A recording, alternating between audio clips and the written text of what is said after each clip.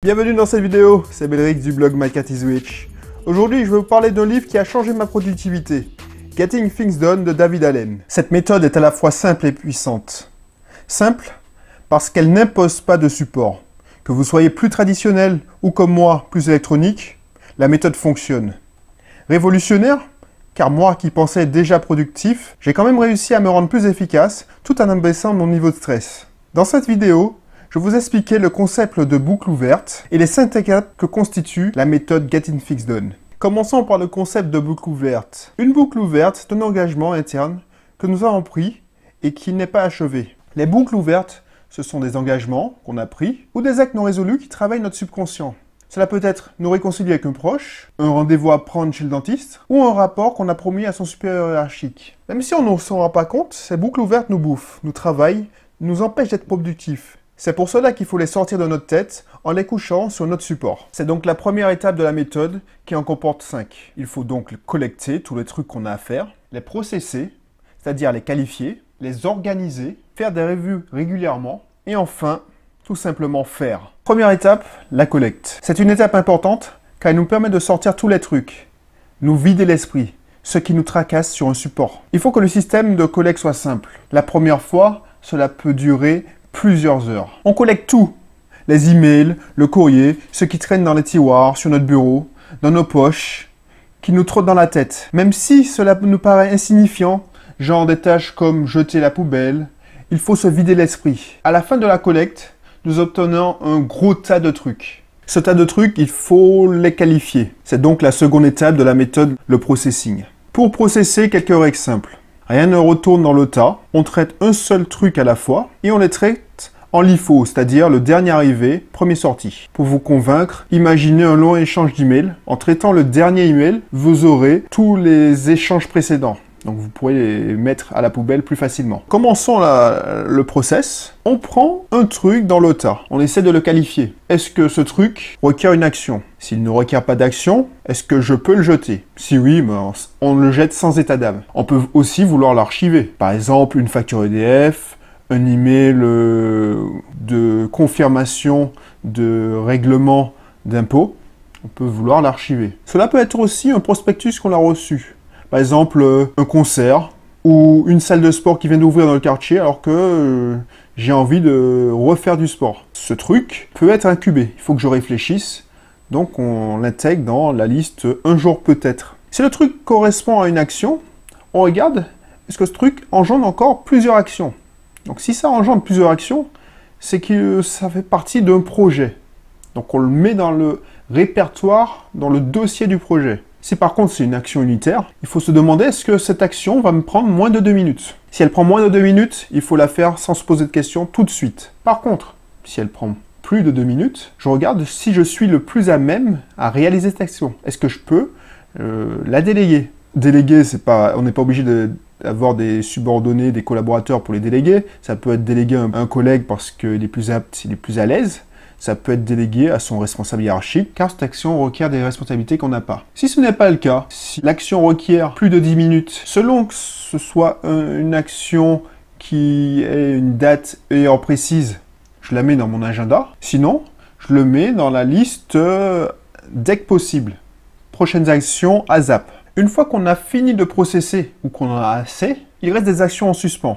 Ces actions, il faut les organiser. On va vérifier qu'on a bien rangé toutes les actions dans les bonnes listes. Par exemple, les actions à une date précise et une heure précise dans les agendas. L'auteur conseille d'organiser les choses à faire ASAP dès que possible par contexte, selon qu'on soit au bureau, qu'on ait une connexion Internet, qu'on soit sur le point de faire les courses. Pour les actions à déléguer, pour les choses en attente, on ne met que les résultats finaux. Pas la peine de mettre tout l'historique de l'échange. Pour le système d'archives, le système de projet, il faut ranger tout le matériel, les documents nécessaires au projet dans le dossier du projet et inscrire les prochaines actions dans les listes ASAP. Enfin, David Allen conseille d'organiser les archives, les projets par ordre alphabétique. Au moins une fois par semaine, David Allen préconise ce qu'il appelle la revue, The Review.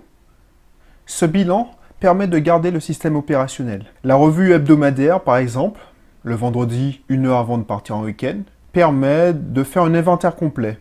On reprend toutes les étapes de la collecte, du processing et de l'organisation. On fouille ses poches, on vide ses bannettes, on inscrit les nouvelles cartes de visite qu'on a récoltées durant la semaine dans son Outlook par exemple.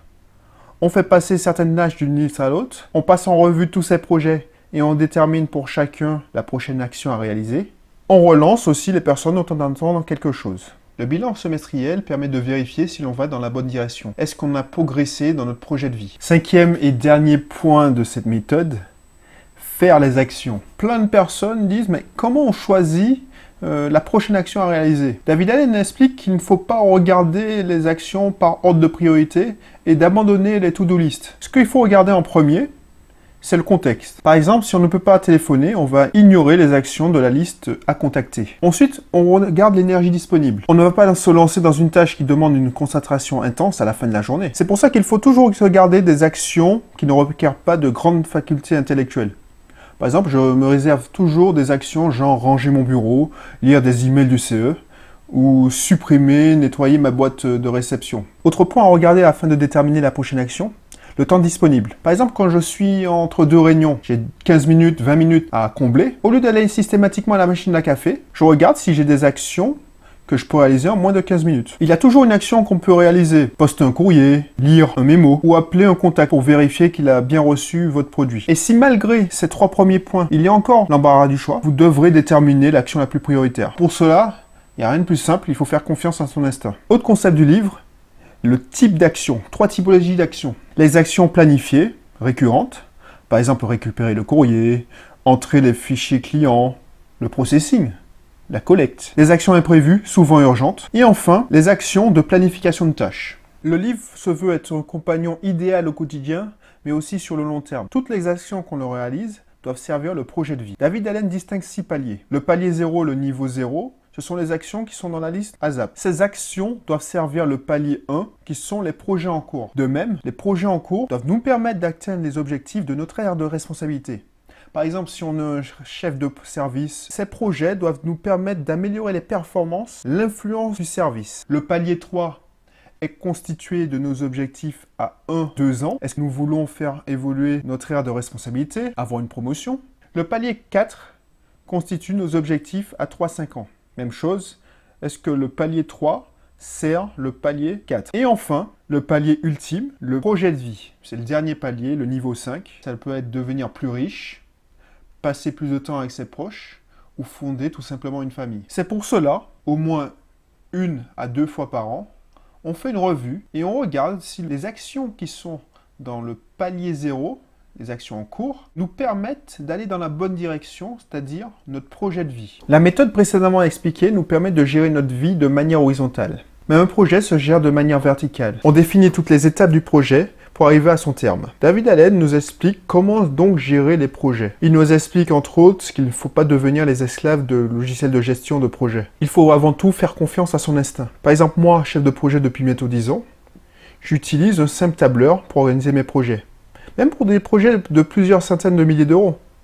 Alors je ne dis pas que je n'utilise pas de logiciel de gestion de projet, mais aucun n'a réussi à battre mes feuilles Excel. Alors tous les projets ne sont pas à planifier, uniquement les plus importants.